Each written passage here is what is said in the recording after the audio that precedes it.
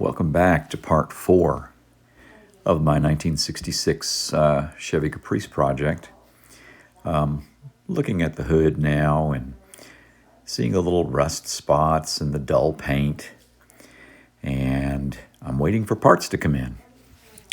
And they are not here yet, so I've decided, well, with the owner's permission, I'm just going to clean it up a little bit, make it a little bit more presentable. I don't want to buff things out with a buffer. I don't want to damage the paint, which is quite thin already, and I just want it to look better. And what do you think? I think she really pops. I mean, this is just, using Meguiar's paint cleaner and then a light coat of Meguiar's wax on top of that. She's shiny. The reflections look much better.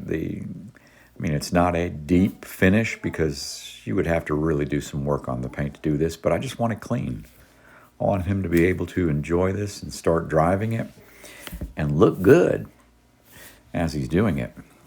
The back of the car, that's the upper part of the fender near the trunk. You can see all that surface rust that has started to form. And the trunk lid itself is just atrocious. I mean, yes, it is patina, but I think we can maybe still keep the patina, but make it look a little better. And so that's what I'm doing here. I'm waiting for parts to come in and start working on the other end, the passenger side of the front end, brakes and suspension, and keep the wheels rolling here. Time to start on the passenger front side. Boy, I thought the driver side was bad. This is a mess. And it doesn't even turn. It's, man, wow. Yeah. She's a little bit crusty. A little bit of dirt and grease buildup after all these years. Look at that upper ball joint boot. Oh my. Oh, look at that wonderful tie rod. Oh, goodness gracious. Yeah, there were dirt dauber nests, as you can see. They're everywhere. But driver side is looking really good. Back together. Now, passenger side.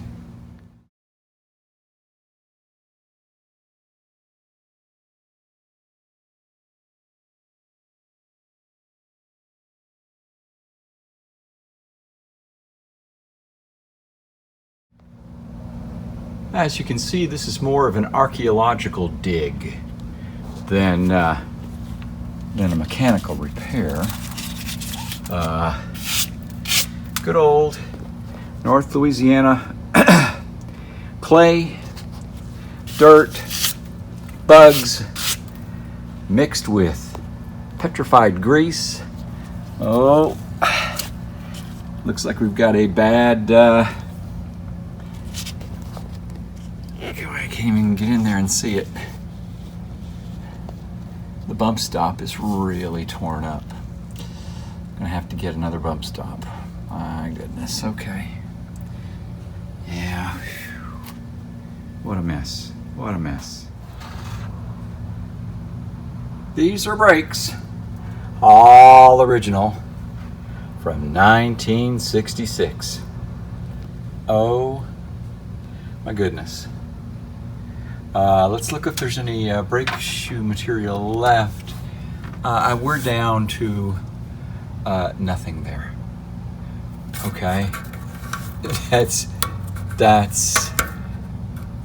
incredible. And that one's okay. No, it's not. Okay, this is much worse than the other side was. Absolutely much worse. Everything's going to have to be taken all apart, just like the other side, cleaned. I've got new brake shoes, I've got new hardware, I've got new wheel cylinders, I've got new brake hose. It's I wonder if the adjuster even, oh no, that is completely seized. Okay, at least the adjuster on the other side was working. Wow. Okay, look at those brake shoes. Oh my goodness. Oh my goodness. I have got my work cut out for me on this side. I truly believe in taking pictures of how things look, where things were. It is so useful to take pictures or videos before you disassemble anything, just in case, a couple of days go by before you start reassembly.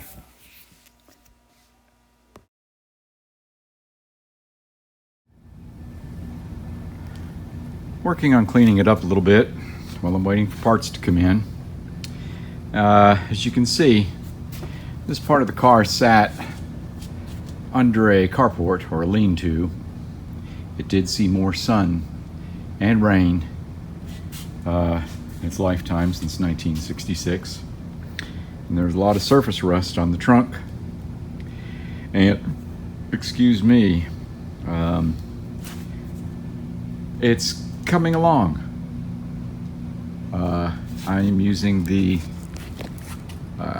Quad Zero very fine steel wool pads combined with something called Simply Awesome, which I'm soaking the trunk down on, and also the pad, and just gently rubbing and then wiping, and the surface rust comes off. Of course, the paint on this vehicle has seen better days. You can see this was a drip line right here.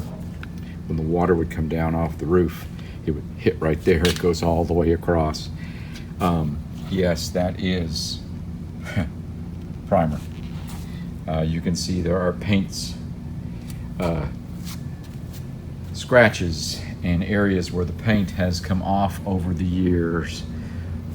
She's not good to let a car sit outside.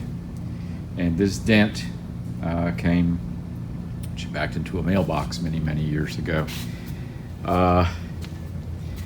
But cleaning that off, the hood turned out nice. I'm using Meguiar's to bring the paint back, and then a light coat of wax. It's decent. It is not perfect. It has patina, and the owner will make the decision of what he wants to do. Does he want to paint it? Does he want to keep it the way it is but have someone clear coat it for him? I don't know. But you can see areas where this thing has been painted before. I'm finding paint on all the emblems, specifically on the driver's side. I'm finding paint on the moldings, specifically on the driver's side. Here, I don't know what happened, but that is been, when it sat in that carport, the paint is literally gone right there, except for the rust. But then it clears up a little bit. The roof, he's going to have to make the decision what he wants to do. Is he going to replace the vinyl roof or just leave it the way it is? But the trunk, I mean, I'm just trying to get it all yellow instead of yellow and rust. Suspension-wise, I'm on the driver's side now, passenger side now. This thing must have sat in some water for a while in that side of that carport. I don't know if it was on concrete or if it was on clay, but the brake spindle on this side is bad, and I found one, an original that is been cleaned up and painted, and it's going to work just fine. It's really hard on these older vehicles to find good parts. The more original you can find, the better they are. A lot of the stuff that you see that is offered by a lot of the catalog companies when they come in are all made in China. And it is definitely not the original quality of the U.S. steel industry here in America. Yeah, you can see there's some more overspray of yellow, and there's extra paint in there. So this side has been painted once before, but hey, it's almost 60 years old. But it runs really well. It just needs to stop. And the interior is just gorgeous. Just gorgeous.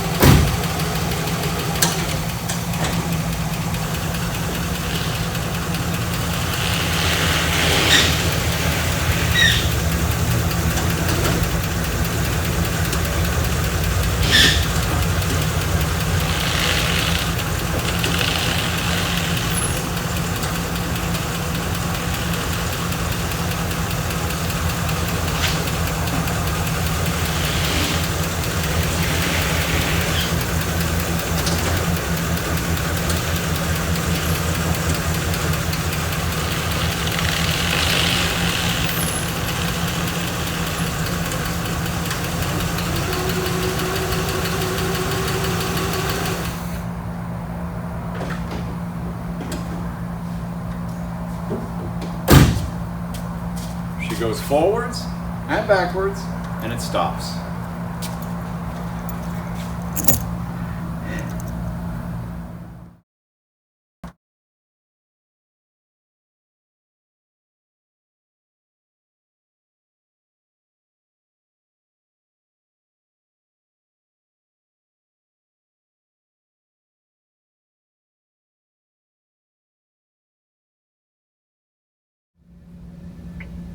The Caprice trunk is back together with a brand new Nexen 215/70 R14 white wall tire. Everything's cleaned up.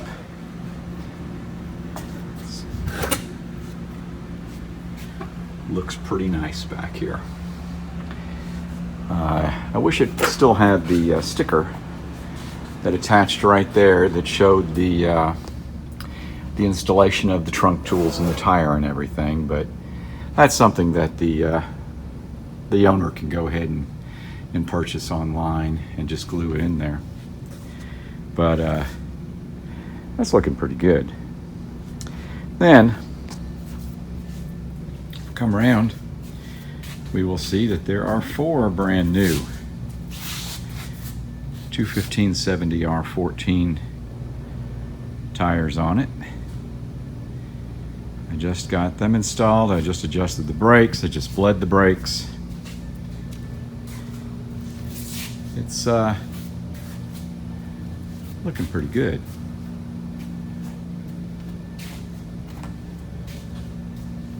For a vehicle that hasn't seen the road since 1989, I think it turned out well. I see the new radiator, and there's new master cylinder, and of course I replaced a lot of brake lines. Things were just completely dried up and stopped up and rusted. New alternator, new water pump, rebuilt the carb, new radiator, new battery, all new battery cables, all the ground wires and everything have been cleaned up. Air conditioning compressor works, but I think it is low on Freon. That's going to be one of the last things I do on this. It's going to be time to take this thing and see how it runs and drives and stops.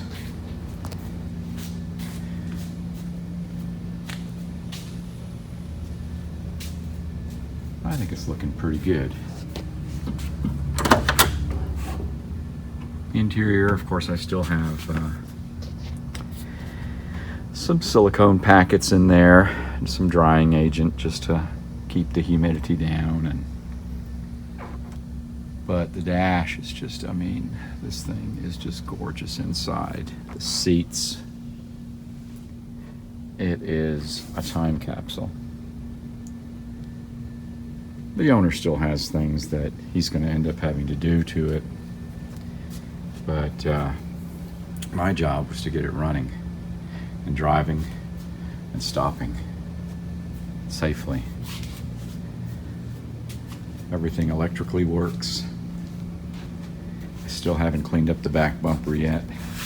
There's an original 1974-75 Louisiana license plate. Last registration was 1986. As you can see, it expires April the 30th of 1986. He's going to have to put a trunk seal in it. It is really dry rotted. He's got to have some work done on this vinyl top. The last inspection sticker was April 1983. I've got the new Trico original metal blades. They sell them at O'Reilly's. They match the originals very nicely. But I'm getting excited that she is looking better. She is looking much better. I hope that he's happy, and I hope it drives as well as it looks. Hey Mark, you now have 4 brand new Nexen 215/70 R14 white wall tires on the Caprice, with a brand new spare tire all mounted in the trunk. I found everything I needed to get that back together the way it should be. It looks pretty good. And here's the other side.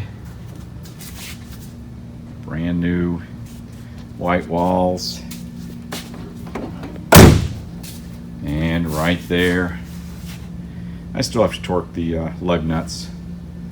Here are your hubcaps, which cleaned up nicely.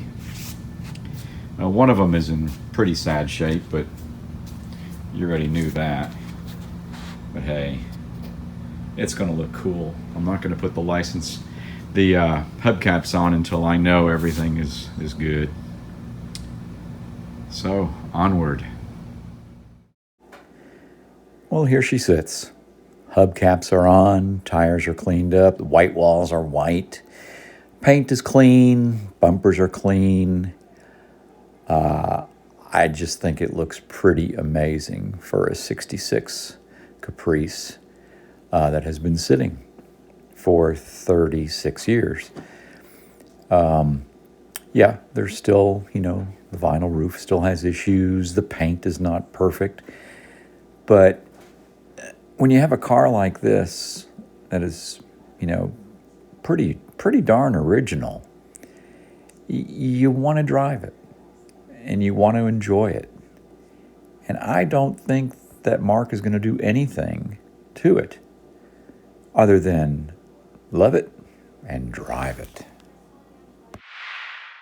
Here is the original filter that was put on this vehicle, a Wix 51061, was done in 1983. For the final oil change, I use the Valvoline VR1 because it does have some extra vitamins and minerals in there for your engine. Use the 10W30 and the brand new version of the 51061 Wix filter. And then also, I did add to the oil some extra zinc, and I used the Rislone ZDDP supplement. They say that today's oils just don't have much zinc in there. So why not add a little bit more? Protect this great old engine. In case y'all were wondering, here's some pictures of the air conditioning condenser, and you can see the dampness on it. The compressor actually spins very freely. The clutch on the air conditioning compressor works great. I did put some R12 Freon in it, and it kept a charge for about 5 days and blew ice cubes in the car. I mean, air conditioning worked just fine. All the vents were working. Everything was great. But then after about 5 days, that was the end of it. And what's wrong is that the condenser is leaking right behind the front grille. The owner has decided he doesn't really want to do anything with it yet. It's been sitting so long, he wants to just drive it without AC and make a decision later on. Does he want to make that investment to replace the condenser? Because you can still find an original fitting condenser and go further with the air conditioning. But for at the moment, he really doesn't want to do that. Also, as you can see from the hoses right there, they are pretty dry and pretty brittle. These are the original hoses that are on the vehicle, and once you start doing things, you might as well start replacing things, and that can get expensive to find original pieces of air conditioning components for a 66 Caprice. So no AC for now. And also, by the way, we know from earlier that the heater coil is leaking, the heater core, and he has decided he does not want to do anything with the heater either. He's just going to drive it in nice weather. No heat, no AC. Stay tuned for the next part of this series when we really drive the 66.